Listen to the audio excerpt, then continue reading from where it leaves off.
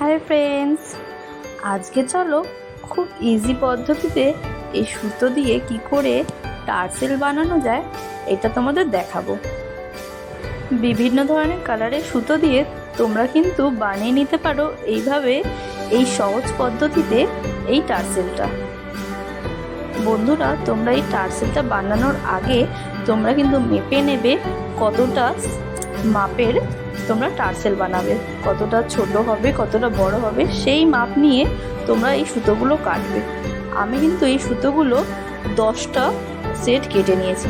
10টা সেট কেটে 5টা করে ভাগ করে আমি দু সাইডের টার্সেলের জন্য সুতো দড়ি তৈরি করেছি। তো বন্ধুরা, তোমরা দেখতে থাকো আমি কিভাবে এই টার্সেলটা বানাই। আর বন্ধুরা, তোমরা যারা যারা আমার চ্যানেল সাবস্ক্রাইব করেছো তাদেরকে থ্যাংক ইউ। আর যারা যারা এখনও আমার চ্যানেল সাবস্ক্রাইব করোনি তারা প্লিজ সাবস্ক্রাইব করে আমার সাথে থেকো। থ্যাংক ইউ, দেখতে থাকো।